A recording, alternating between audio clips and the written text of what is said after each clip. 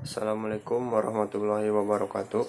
Mohon izin Bu, kami dari kelompok 5 yang beranggotakan nama Taruna Nindya Agus Kurniawan, Notar 1902020, kelas MTJ 339. Mohon izin memperkenalkan diri. Nama Taruna Nindya Jihad Arif, Notar 1902-180. Mohon izin memperkenalkan diri. Nama Taruni Nindya Neta Sabrina Putri, Notar 1902-266. Mohon izin memperkenalkan diri. Nama Taruna Nindya Jainal Alamsa, Notar 1902-377. Baiklah, di sini kami akan mempresentasikan hasil tugas kami mengenai gerakan massa. Yang pertama merupakan definisi massa. Apa itu massa? Massa dalam bahasa Indonesia sama dengan istilah crowd atau kerumunan orang, di mana massa biasanya didefinisikan sebagai sekerumunan orang pada suatu tempat tertentu dan memiliki perhatian yang relatif sama pada objek atau peristiwa tertentu. Keberadaan mereka di tempat dan waktu yang sama tersebut pada umumnya bersifat sangat sementara dan tidak permanen. Dalam psikologi, massa merupakan salah satu bentuk kolektivisme atau kebersamaan. Tidak heran jika massa seringkali disebut sebagai perilaku kolektif atau bentuk dari perilaku kelompok. Seseorang yang terlibat dalam massa cenderung kehilangan kepribadian yang sadar dan rasional serta melakukan tindakan kasar dan irasional yang berlawanan dengan kebiasaan. Baiklah, selanjutnya menurut pendapat beberapa ahli. Yang pertama yaitu Gustav Le Bon, mengatakan bahwa massa memiliki sifat-sifat psikologis, seperti orang tersebut mau dan mampu melakukan sesuatu yang tidak akan dilakukannya jika tidak tergabung dalam suatu massa. Sebab, sifat massa itu lebih impulsif, mudah tersinggung, ingin bertindak dengan segera dan nyata, kurang rasional, lebih mudah dipengaruhi, dan lebih mudah mengintimidasi. Yang kedua yaitu menurut Freud, seorang psikologi juga mengungkapkan bahwa pada dasarnya manusia memiliki jiwa lain yang berlainan dengan sifat-sifatnya. Namun terkadang manusia kurang menyadarinya dan terpendam begitu saja. Baru setelah mereka bergabung dalam situasi massa, sifat-sifat tersebut muncul. Selanjutnya, definisi kelompok menurut para ahli. Yang pertama, menurut Hornbein AS. Ia berpendapat bahwa kelompok adalah sejumlah orang atau benda yang berkumpul atau ditempatkan secara bersama-sama atau secara alamiah berkumpul. A number of person or thinking gathered or naturally associated. Yang kedua, menurut Webster, ia mengatakan bahwa kelompok adalah sejumlah orang atau benda yang bergabung secara erat dan menganggap dirinya sebagai suatu kesatuan. Yang ketiga, menurut Slamet Santoso, ia berpendapat bahwa kelompok adalah suatu unit yang terdapat beberapa individu yang mempunyai kemampuan untuk berbuat dengan kesatuannya, dengan cara dan atas dasar kesatuan persepsi. Selanjutnya adalah proses dinamika gerakan massa. Ada 4 macam dalam proses dinamika gerakan massa, yaitu yang pertama adalah pemusatan perhatian, yang kedua penciptaan suasana kebersamaan, yang ketiga pusat rasa kagum dan perasaan berada pada suatu massa, dan yang terakhir pemimpin membayar massa kemana aktivitas akan massa dituju. Jenis-jenis gerakan massa. 1. Gerakan massa progresif, merombak norma lama membentuk norma baru. 2. Gerakan massa status quo, mempertahankan norma lama atau konservatif. 3. Gerakan massa reaksioner, orang yang bersikap untung-untungan, lebih lunak atau fleksibel, tidak tegas, yang penting golongannya tidak dirugikan. Baiklah, selanjutnya itu penyebab dari gerakan massa. Salah satu pandangan berpendapat bahwa manusia itu merupakan individu yang mempunyai dorongan-dorongan atau keindividu yang mempunyai dorongan atau keinginan yang pada prinsipnya membutuhkan pemuasan atau pemenuhan. Tetapi dalam kenyataannya, tidak semua dorongan atau keinginan dapat dilaksanakan secara baik. Dorongan atau keinginan yang tidak memperoleh pelepasan terdorong dan tersimpan dalam alam bawah sadar, yang pada suatu ketika akan muncul kembali di atas sadar apabila keadaan memungkinkan. Proses gerakan massa melalui beberapa fase atau tahap sebagai berikut. Yang pertama, fase warming up. Di dalam fase ini, yang terpenting adalah bagaimana mengumpulkan jumlah manusia. Untuk mengumpulkan jumlah manusia memerlukan teknik sendiri. Dapat juga dimulai dengan kelompok-kelompok kecil, tetapi yang perlu diperhatikan ialah bagaimana memupuk kemauan individu itu agar menjadi kolektif, dalam pengertian menimbulkan perasaan-perasaan dan persamaan tujuan. Yang kedua, fase agresif. Seseorang yang sudah masuk dalam masa akan kehilangan kepribadiannya. Kontrol terhadap egonya menjadi menipis, bahkan hilang sama sekali. Yang tinggal hanya jiwa kolektif atau sama pemikiran. Pada saat-saat ini pula timbul sifat-sifat dan sikap histeris mereka sebagai pengungkapan pelepasan emosi yang selama ini terpendam. Yang ketiga, fase vakum. Gerakan massa tidak akan terjadi terus-menerus. Sebagai manusia, dilihat dari biologis atau fisik, maka akan mengalami pengurangan energi. Jadi, bagaimanapun gerakan massa itu ada batasnya. Gerakan itu dengan sendirinya akan menggedor, tetapi tidak berarti berhenti sama sekali. Dengan demikian, timbullah waktu kosong. Selanjutnya yang keempat, kembali ke fase atau tahap warming up dan seterusnya.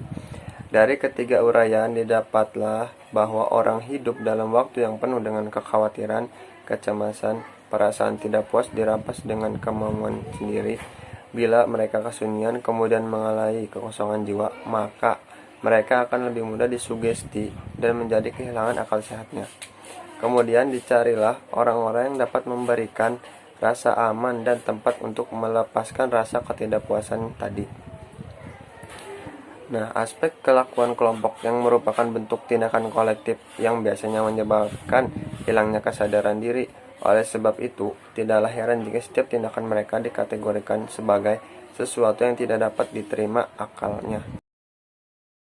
Agresivitas. Banyak tokoh-tokoh yang berusaha memberikan definisi tentang agresivitas. Yang pertama, Berkowitz mengatakan bahwa agresivitas mengacu pada keinginan yang relatif merekat untuk menjadi agresif dalam berbagai situasi yang berbeda, atau agresivitas dianggap sebagai kecenderungan untuk menjadi agresif. Kemudian, Baron dan Richardson mengatakan bahwa agresif adalah segala bentuk perilaku yang dimaksudkan untuk menyakiti atau melukai makhluk hidup lain yang tergolong untuk menghindari perlakuan itu. Myers mengatakan bahwa agresi merupakan perilaku fisik maupun verbal yang diniatkan untuk melukai objek yang menjadi sasaran agresi. Secara umum, agresi adalah tanggapan yang mampu memberikan stimulus merugikan atau merusak terhadap organisme lain. Kemudian, Kaplan, Sandrock, dan Gerb menjelaskan bahwa agresi adalah tipe bentuk perilaku yang diarahkan pada tujuan menyakiti atau melukai orang lain. Agresi sendiri menurut Berkowitz selalu mengacu pada beberapa jenis perilaku, baik secara fisik maupun simbolis, yang dilakukan dengan tujuan menyakiti. Berdasarkan penjabaran definisi yang diungkapkan oleh beberapa tokoh, dapat disimpulkan bahwa agresivitas adalah kecenderungan dari segala bentuk perilaku yang dilakukan baik verbal, fisik, ataupun keduanya, yang dilakukan secara sadar dan memiliki tujuan untuk menyerang atau menyakiti orang lain ataupun makhluk hidup lainnya. Tipe-tipe agresivitas. Berikut ini membahas tipe-tipe agresi yang diajukan oleh beberapa tokoh. Perilaku agresi menurut Myers, agresi dibagi menjadi dua tipe, yaitu yang ke satu, agresi instrumental atau instrumental aggression, yaitu agresi yang dilakukan oleh organisme atau individu sebagai alat untuk mencapai tujuan. Yang kedua, ada agresi benci, hostile aggression. Adalah agresi yang dilakukan semata-mata sebagai pelampiasan keinginan untuk menimbulkan efek kerusakan, kesakitan, atau kematian pada sasaran atau korban. Selanjutnya, menurut Medinus dan Johnson dalam Dayakisni dan Hudaniyah tahun 2006, mengelompokkan agresi dalam 4 kategori, yaitu yang pertama, menyerang fisik yang termasuk di dalamnya adalah mendorong, kemudian meludahi, menendang, menggigit, meninju, memarahi, dan merampas. Yang kedua, menyerang suatu objek yang dimaksud adalah menyerang benda mati atau binatang. Yang ketiga, secara verbal atau simbolis, yang termasuk di dalamnya adalah mengancam secara verbal, memburuk-burukan orang lain, kemudian sikap mengancam dan menuntut. Dan yang terakhir, pelanggaran terhadap hak milik atau menyerang daerah orang lain. Faktor-faktor penyebab agresivitas. Yang pertama, serangan merupakan salah satu faktor yang paling sering menjadi penyebab perilaku agresif dan muncul dalam bentuk serangan verbal atau serangan fisik. Serangan adalah gangguan yang dilakukan oleh orang lain. Pada umumnya, orang akan memunculkan perilaku agresi terhadap sumber serangan. Berbagai rangsang yang tidak disukai juga akan menimbulkan agresi. Kemudian, frustasi. Frustasi adalah gangguan atau kegagalan dalam mencapai tujuan. Frustasi sendiri merupakan keadaan tidak tercapai tujuan perilaku, menciptakan suatu motif untuk agresi. Frustasi terjadi bila seseorang terhalang oleh suatu hal dalam mencapai suatu tujuan, kebutuhan, keinginan, penghargaan, atau tindakan tertentu. Menurut Dollard dan kawan-kawan, mengemukakan hipotesis bahwa frustasi menyebabkan agresi. Hipotesis tersebut kemudian dijadikan postulat. Agresi selalu frustasi. Faktor penyebab agresivitas selanjutnya yaitu pengalaman masa kecil. Pengalaman pada waktu masih kecil memiliki kemungkinan menjadikan anak bertindak agresif, emosional, sehingga waktu dewasa menjadikan anak tersebut menjadi agresif dan antisosial.